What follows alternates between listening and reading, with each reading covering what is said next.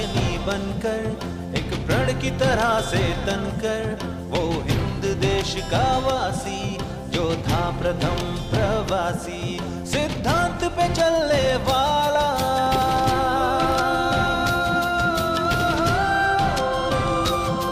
सिद्धांत पे चलने वाला, वो समय बदलने वाला, मुट्ठी में सवेरा लेकर, सब रैन बसेरा लेकर, जंजीर गलाने आया, वो देश जगाने आया। एक सत्य अहिंसावादी, वो था महात्मा गांधी, वो था महात्मा गांधी, वो था महात्मा गांधी।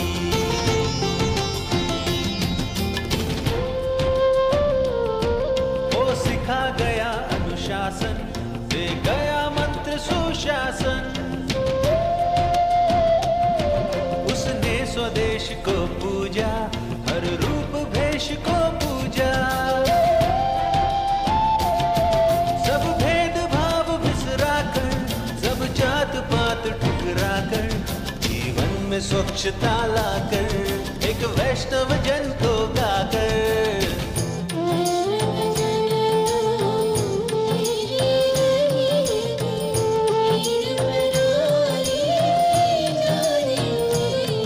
लाया बदलाव की आंधी, वो था महात्मा गांधी, वो था महात्मा गांधी, वो था Mahatma Gandhi.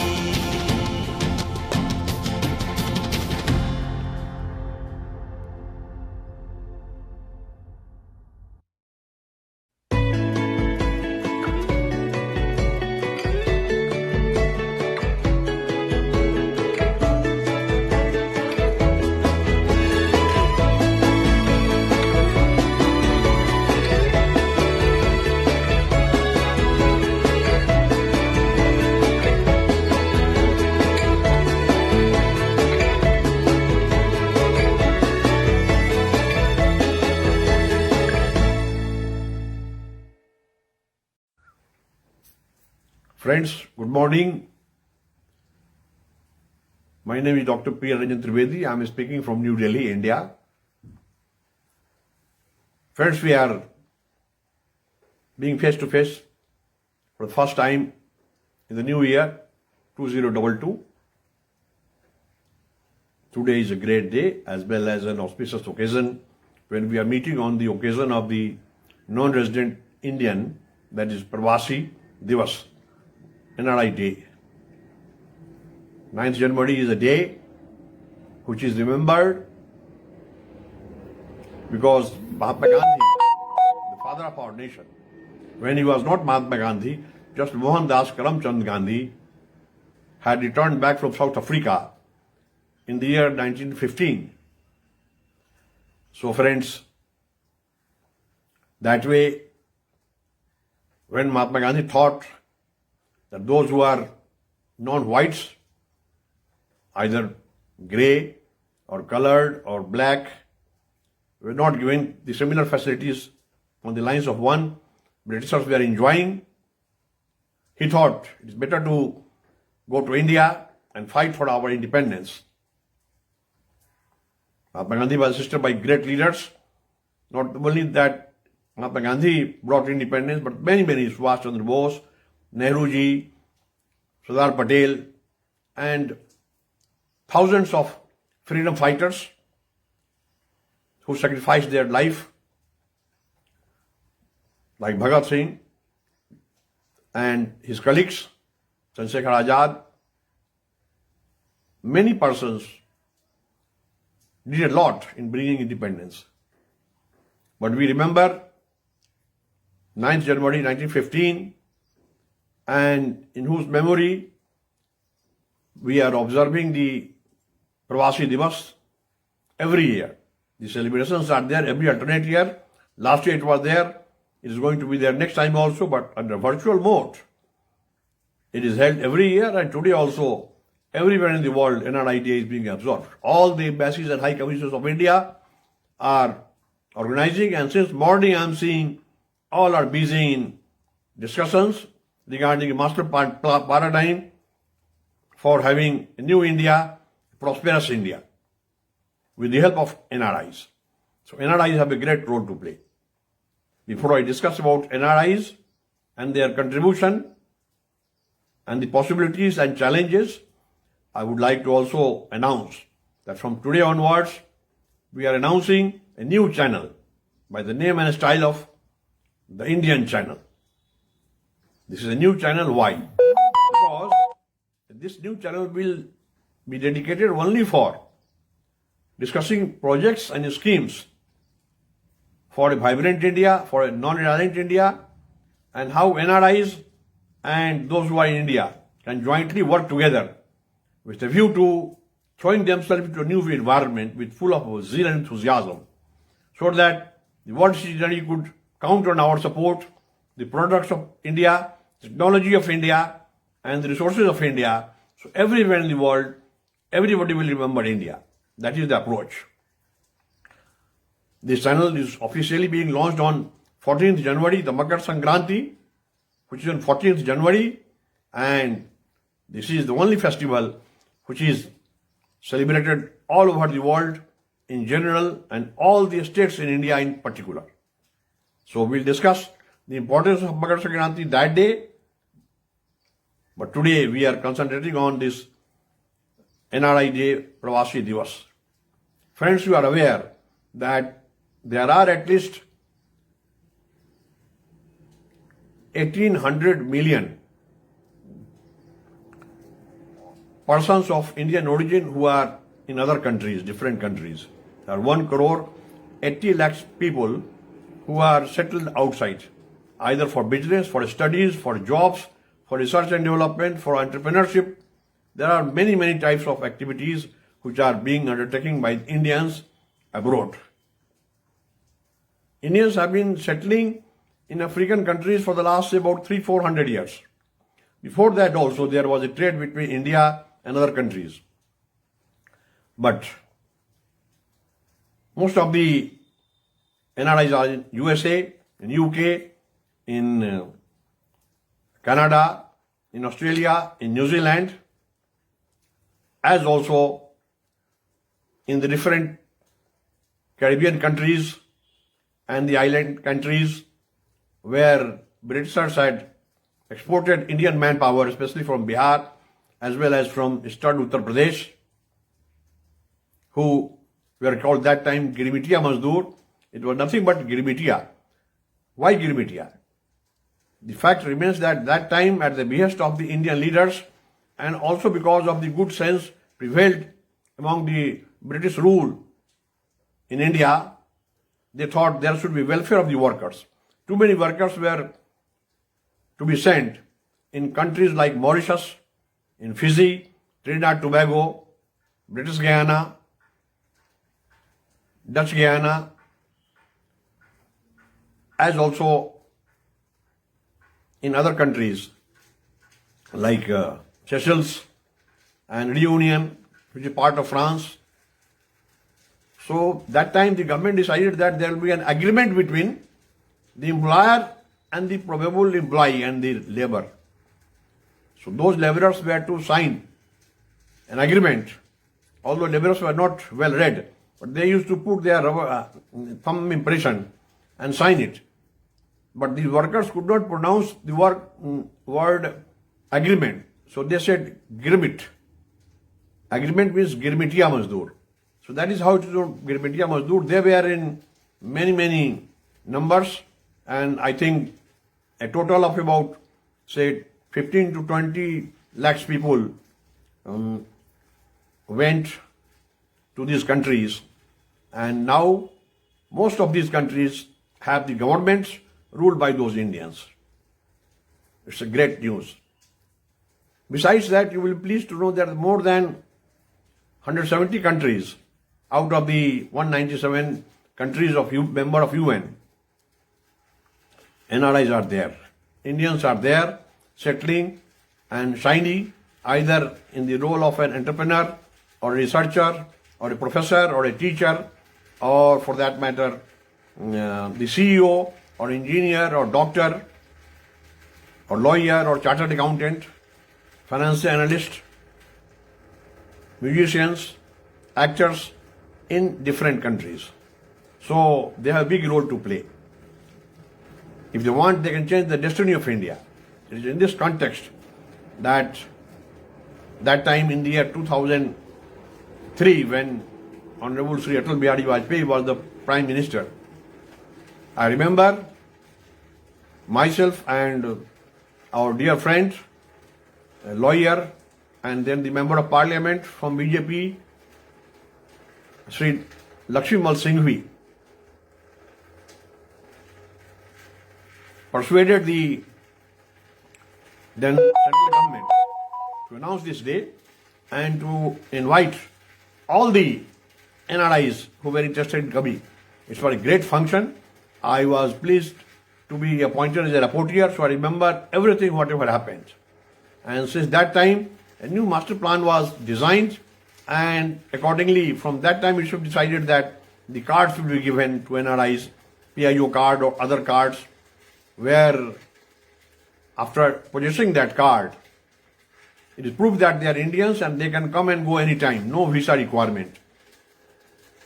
And if they want to stay here for years and years, they can. They can do any business, they can perform any duty except for voting and fighting the elections. Anyway, that is not required because they are happy as a citizen there also. So they have a big role to play, and if they want, with the appropriate technology they have developed and they have the patents, so those patents can be used here. At the same time, about 50 top multinational companies of the world headquartered outside India have the Indians as CEOs, the chief executive officers and the managing directors and the key personnel and the mentors of those organizations are from India because they are well read. They know business. That is why those employers have appointed them by giving fat honorarium and fat salaries. So friends, if they like, they can change the destiny. They can do a lot by also bringing the technology, bringing the investment. And again, we should remember, it is very much possible to convert those challenges and the problems into opportunities, given the fact that we are suffering from the COVID environment for at least 1 year. And, it started that way in, say, January, February 2000. Now, for the last 24 months, we are facing this problem. Although there are many developments, India is working fast. State governments are also very active. But unfortunately, number is growing again because nobody knows the future of the new variants and the after effects of the virus, because it's only known to those who have invented it. If God has done it, God is knowing. If China has done it, Chinese scientists will do it. So for that matter, we have to really see how can we exploit this situation. India is in a fortunate position because China is not needed by any country. Everybody is hating China. And other countries don't have the infrastructure, the facilities and the manpower to manufacture the way we can, because we have the manpower. In that case, with about, say, 1,400 million people of India, where 1/3 can be trained again because they are all young and they can deliver goods by ensuring that whatever is required, import of machinery, that is possible. India has too much of raw material. If it is not, we can import it because we have, already foreign currency with us, large reserves.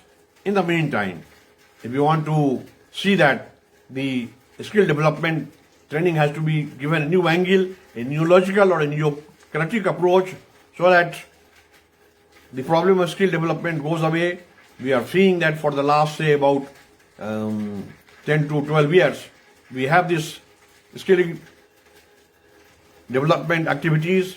There is a new skill development ministry also after Honorable Modi ji joined as the Prime Minister, but the development is negligible because nobody knows the critical path to introduce skilling programs. Funds are allotted, funds are spent, and thousands of small spurious organizations are engaged in providing skilling training, and after the training is over, the examining bodies have also become dishonest by giving a certification that they know everything, and somehow arrangements are there to prove that they are employed, but nobody is employed. So this is a racket going on. This must stop. For this matter, the only way out is that although small or big organizations or rural-based organizations, village-based organizations in training can be developed through the universities, which are legislated bodies by the parliament or the state legislature. They have a role to play, and there is a regulatory role before them, there is a promotional role, and there is a planning role. So these universities can always, under the catchment areas of about 100 square kilometers or whatever, they can go to every village, ensure that such training is provided and quality certification is done. The professors working in the universities can be trained again because they are being paid and their results are zero. Whatever they teach, the credit goes to them that they produce only unemployables. So why to produce unemployables? They have to be trained again to see that not only at the graduate level, BA, MA or BCom, MCom, BTech, MTech or MBBS or LLB or B.Ed, everybody who gets admitted gets a job.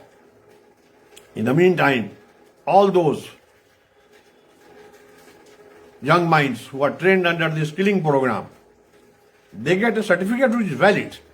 If the universities are providing the examinations and certification facilities, universities are known worldwide and they have right to award the certificate.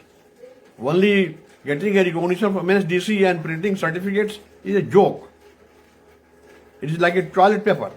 So we have to really go deep into this matter and do the needful regarding the quality control in skill development. So far the collaboration is concerned for having a new strategy for quality control and image building of the universities. It is in fitness of things that those NRIs who are in teaching profession or those who have studied in one of the best universities in the world and they are working somewhere or they are in the business can always go to those universities and become a link between the Indian universities and those respected foreign universities to ensure that all those qualities which are needed are imported and implemented in India with a view to also thinking on the lines of the fact that Indian universities will be the best universities in the world, and not that Indians will go outside to study, but most of the foreign students will come to India, and if we have to increase the seats, we can. I do not like the idea that right from 10 to 5 or 8 to 4, the universities are functioning, and after that, no activities there. Why can't there be activities all the 24 hours? If there is a hospital, you cannot say that patients will not come during the night. And you cannot say that after 5, patients will have to go home.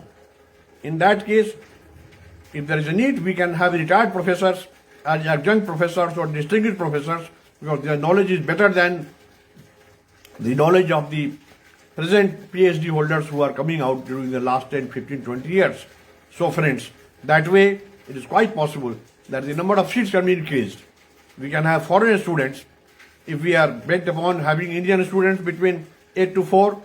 So from 5 o'clock to 10 o'clock, the foreign students can be studying. We can have millions of students from Africa and other parts of Asia, also from Latin America and some European countries which are languishing.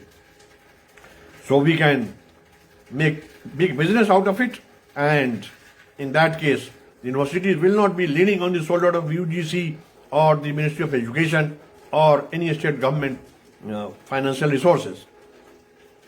Their collection will be such, they can be given grants only when they run in loss, because there will be no loss at all. So universities will be self-reliant and quality will be controlled automatically. There is no government interference. So far export is concerned, it is very essential because whatever products we are envisaging will have to be exported. World is a market and there are many, many entrepreneurs in India already. Not that 5, 10 or 20 or 50 entrepreneurs will grow, others will be waiting. Every entrepreneur, if we say that there are about 5 lakhs medium class entrepreneurs, everybody should be given a chance so that there is equal distribution of work as well as the profit and the surplus, which is possible only when we have a policy where we keep on encouraging everybody to become a better entrepreneur. In that case, if I have seen that many state governments are stressing the need for rural and urban entrepreneurship, in that case, the startup scheme of the Government of India or many other schemes where young graduates who are engineers, doctors, scientists or agriculture graduates can throw themselves into a situation where they can be entrepreneurs. So friends, that way there is good scope, and I'm sure very soon with the help of NRIs we'll reach the milestone of success. Thank you and Jai Hind.